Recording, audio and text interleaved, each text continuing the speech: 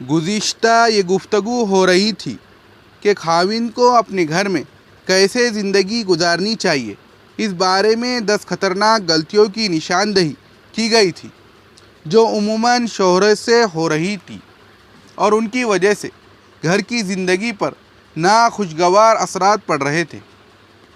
آج 10 سنہری اصول تفصیل سے بیان کیے جائیں گے جن پر اگر خاوند حضرات عمل کرنا شروع کر دیں تو گھر کی زندگی پرسکون اور خوشگوار ہو سکتی ہے۔ یہ باتیں ظاہر میں چھوٹی چھوٹی نظر آتی ہیں، مگر چھوٹی باتوں سے ہی بعد میں جھگڑے بن جاتے ہیں۔ جس طرح پہاڑ چھوٹی چھوٹی کنکریوں سے مل کر بن جاتا ہے۔ چھوٹی غلطی کو چھوٹا مت سمجھو، اس لیے کہ چھوٹی چھوٹی کنکریوں سے مل کر پہاڑ بن جاتا ہے۔ تو یہ باتیں بظاہر میں معمولی نظر آئیں گی، لیکن حقیقت میں ان کا انسانی زندگی کے اوپر بہت بڑا اثر ہوتا ہے۔ آپ آج سے ان پر عمل کرنا شروع کر دیں، پھر دیکھیں کہ آپ کی ازدواجی زندگی پر کتنے خوشگوار اثرات پڑتے ہیں۔ اس کو اپنی زندگی کا اصول بنا لیں کہ جب بھی آپ گھر میں داخل ہو، مسکراتے ہوئے چہرے کے ساتھ داخل ہو۔ یہ نبی صلی اللہ علیہ وسلم کی مبارک سنت ہے۔ سیدہ حضرت عائشہ صدیقہ رضی اللہ تعالیٰ عنہ فرمایا کرتی تھی کہ نبی کریم صلی اللہ علیہ وسلم جب بھی گھر میں داخل ہوتے، مسکراتے چہرے کے ساتھ داخل ہوتے اور اہل خانہ کو سلام کرتے۔ یہ بظاہر معمولی بات نظر آتی ہے، لیکن اس کی برکات کا تجربہ کئی دفعہ ہوا ہے۔ ایک مرتبہ کراچی کا ایک جوڑا میرے پاس آیا۔ دونوں کی شادی کو 6 سال گزر چکے تھے۔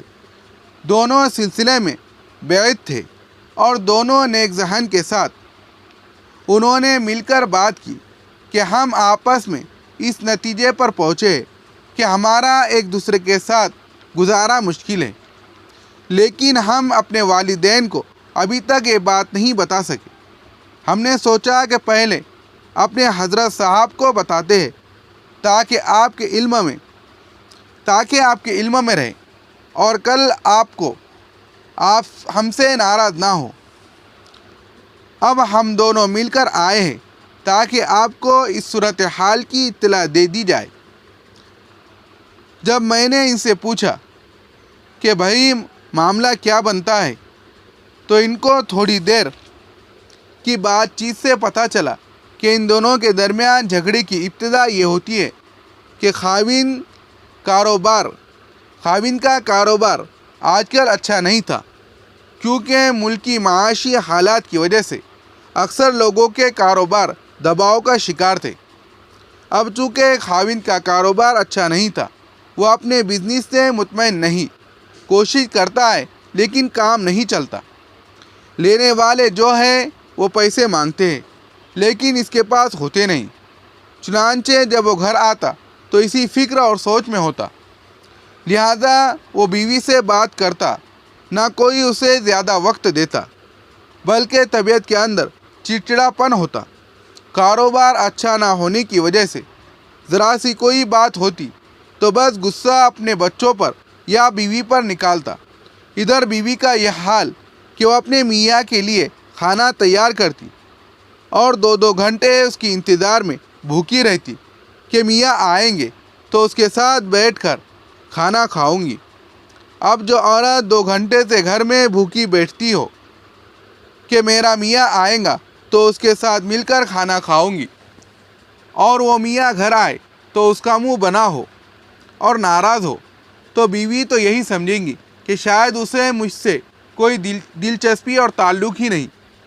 چنانچہ اس وجہ سے ان کے درمیان جھگڑا شروع ہو جاتا۔ جب چنگاری بھڑک اٹھے تو پھر آگ کے شعلے بھڑکتے دیر نہیں لگتی۔ بہرحال اس عاجز نے اس میاں سے کہا کہ آپ نے جو اپنے والدین کو بتانا ہے اس میں 6 مہینے تاخیر کر لے اور 6 مہینے ایک نصیحت پر عمل کر لے۔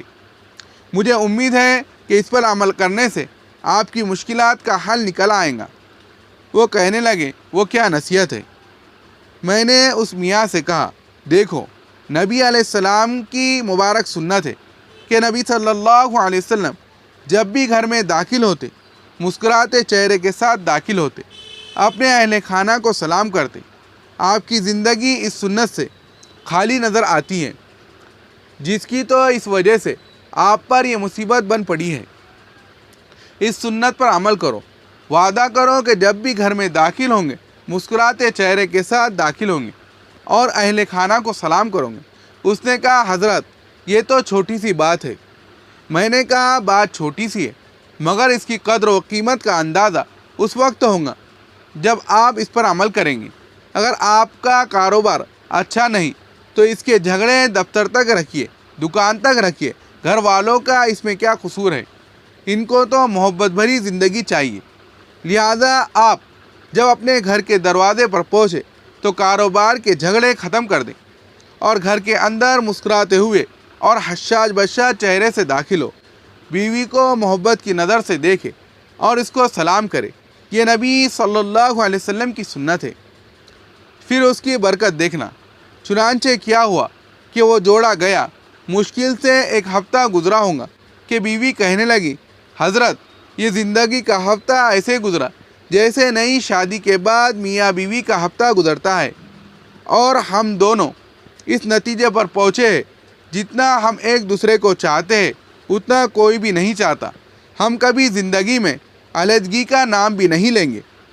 گھر جو اس قدر پریشانیوں سے مرکز بن گیا تھا، نبی صلی اللہ علیہ وسلم کی ایک سنت پر عمل کرنے سے وہ خوشیوں کا گہوارہ بن گیا ہے۔